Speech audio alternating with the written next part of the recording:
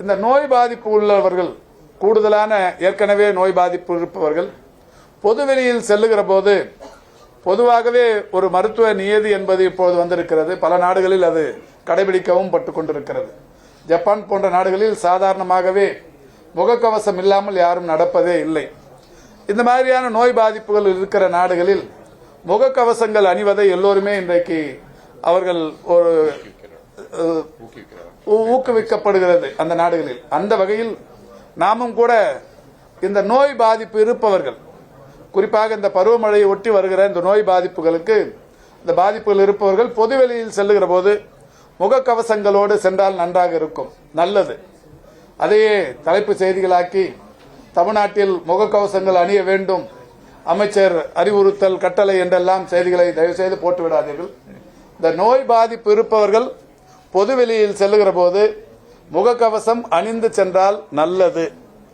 அதேபோல் இந்த நோய் பாதிப்பு இருப்பவர்கள் அடிக்கடி கைகளை சோப்பு போட்டு கழுவிக்கொள்வது, சானிடைஸ் செய்வது, தனிமனித இடைவெளியை கடைபிடிப்பது, அதிக அளவிலான காய்ச்சல், சளி, இருமல் இந்த மாதிரியான பாதிப்புகள், சளி தும்மும் போதோ இருமும் போதோ அதனுடைய நீர் திவலைகள் மற்றவர்கள் மேல் படும். அது எந்த நோயாக இருந்தாலும் மற்றவர்களை தொற்றும். எனவே தொற்று நோய்கள், தொற்றா நோய்களின் பாதிப்புகள் என்பது தொடர்ச்சியாக மனித இனம் உருவான நாளிலிருந்தே இருக்கிறது. அந்த வகையில் நாம் இதிலிருந்து பாதுகாத்துக் கொள்வதற்கு இந்த முன்னெச்சரிக்கை நடவடிக்கைகள், இந்த முகக்கவசத்தை இந்த நோய் பாதிப்பு இருப்பவர்கள் பொதுவெளிக்கு செல்லுகிற போது அணிந்து செல்வது, அந்த நோய் பாதிப்பு இருப்பவர்கள் மட்டுமல்ல எல்லோருமே கை கழுவுவது என்பது தினந்தோறும் ஒரு நாளைக்கு 4-5 முறை கை கழுவினால் ஒன்றும் எதுவுமே பாதிக்காது. அதனால் எந்த விதமான செலவும் இருக்காது, எந்த விரயமும் உடல் உறுப்புகளில் ஏற்படாது. எனவே அடிக்கடி கைகளை சுத்தப்படுத்திக் கொள்வது, இந்த மாதிரி நடவடிக்கைகளை நாம் முழுமையாக இருந்தாலே போதும். பெரிய அளவில் அச்சப்பட வேண்டிய அவசியமில்லை. அரசை பொறுத்தவரை கூர்ந்து கவனித்துக் கொண்டிருக்கிறது. மாண்புமிகு தமிழ்நாட்டின் முதலமைச்சர்கள் ஒவ்வொரு நாளும் ஒவ்வொரு மணியும் வருகிற செய்திகளை தொடர்ந்து கேட்டு அதற்கான விளக்கங்களை துறையிடத்தில் கேட்டு எடுக்கப்படுகிற நடவடிக்கைகள் குறித்தும் கேட்டறிந்து வருகிறார்கள். எனவே இது குறித்து பெரிய அளவில் பயப்பட வேண்டிய அந்த அவசியம் இல்லை என்பதை தெரிவித்துக் கொள்கின்றேன். ஒன்றிய அரசும் கூட இதையத்தான் சொல்லி இருக்கிறது. எனவே WHO போன்ற உயர் அமைப்புகள் இது சம்பந்தமாக இதுவரை எந்த கருத்தையும் தெரிவிக்கவில்லை. இது சாதாரண ஒன்றுதான். இது குறித்து அச்சப்பட வேண்டிய அவசியம் இல்லை. என்னம்மா இல்ல, எதுவுமே இது தேவையில்லைன்னும் போது வார்டு தேவையில்லையே. இல்ல, வார்டு தேவை. அதாவது தமிழ்நாட்டில் மருத்துவ கட்டமைப்பு என்பது 8713 துணை சுகாதார நிலையங்கள் இருக்கிறது, 2286 ஆரம்ப சுகாதார நிலையங்கள் இருக்கிறது, 299 வட்டார மருத்துவமனைகள், மாவட்ட அரசு தலைமை மருத்துவமனைகள் இருக்கிறது, 36 மருத்துவக் கல்லூரி மருத்துவமனைகள் இருக்கிறது, 2 மல்டி ஸ்பெஷாலிட்டி மருத்துவமனைகள் இருக்கிறது. இவ்வளவு பெரிய மருத்துவ கட்டமைப்புகள் இருக்கிற மாநிலம் இந்தியாவில் மட்டுமல்ல, உலகத்தில் வேற எங்கு இருக்க முடியாது. இவ்வளவு பெரிய மருத்துவ கட்டமைப்புகளோடு இருக்கிறது. எனவே இதற்கென்று தனியாக எதுவும் தேவையில்லை. எது வந்தாலும் சமாளிக்கிற அளவுக்கு தமிழ்நாடு அரசு மருத்துவத்துறையின் கட்டமைப்பு மிக பலமாக இருக்கிறது.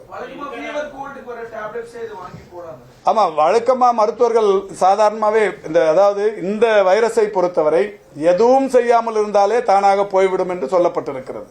என்றாலும் இந்த பருவ காலத்தில் வருகிற இந்த நோய் பாதிப்புகள், காய்ச்சல், இருமல் வந்தால் மருத்துவர்களை அணுகி அவர்கள் தருகிற அந்த மருத்துவ முறையை மேற்கொண்டாலே போதும். அதுக்காக இப்ப சளி வந்தவங்க அத்தனை பேருமே போய் எனக்கு HMPV இருக்கான்னு போய் பரிசோதனை பண்ணிக்க வேண்டிய அவசியமே இல்லை. அதுதான் பதட்டம் என்பது. எனக்கு இந்த காய்ச்சல் வந்துருச்சு, காய்ச்சல் மருந்து சாப்பிட்டா போதும், அல்லது சளி பிடிச்சிருக்கு, தொண்டை வலி இருக்கு, காய்ச்சல் அது என்ன மருந்து டாக்டர் சொல்றாங்களோ அதை எடுத்துக்கினா போதும். எனக்கு HMPV வந்திருக்குமான்னு நான் போய் பரிசோதனை பண்ணிக்கணுங்கிற அவசியமே இல்லை. அதை தெளிவுபடுத்துறதுக்கு தான் இன்னைக்கு இந்த சந்திப்பு. அதான் நான் இப்ப சொன்னேன். சாதாரணமா இப்ப சளி, தொண்டை இதெல்லாம் வந்து எப்பவுமே வருது. இப்ப காய்ச்சல் இப்போ பாத்தீங்கன்னா பருவமழை வருகிற போது தொண்டை வலியும் காய்ச்சலும் இருமலும் சாதாரணமா வரும், 3-4 டேஸ்ல போயிடும்.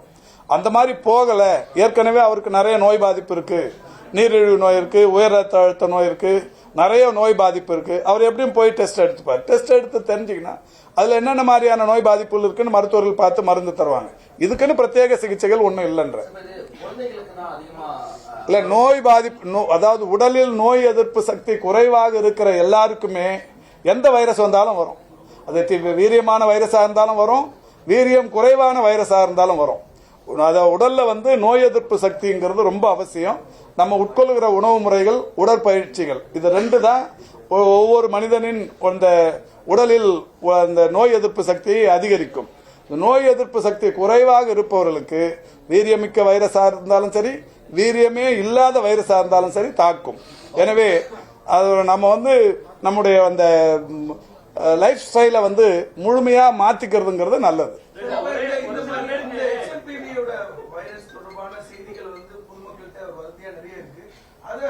இல்ல அதுக்காக தான் இது வரைக்கும் இப்போ நான் ஏற்கனவே சொன்னேன், இந்த மாதிரி ஒரு வைரஸ் பாதிப்பு வரும்போது WHO வந்து ஒரு எச்சரிக்கை கொடுப்பாங்க.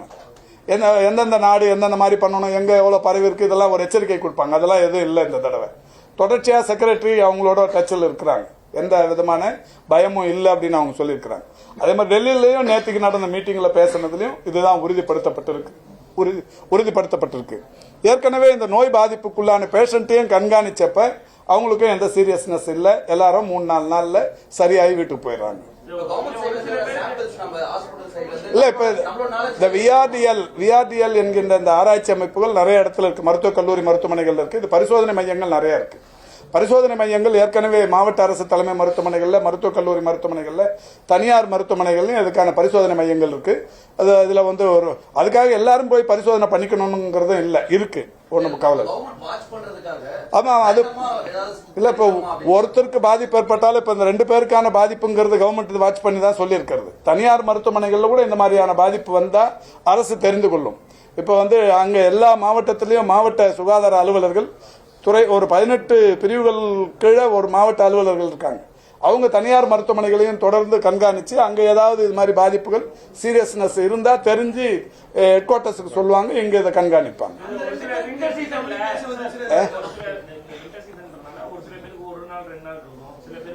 அதிகபட்சமா ஒரு 3 நாள் 5 நாள் வரைக்கும் இருக்கும்.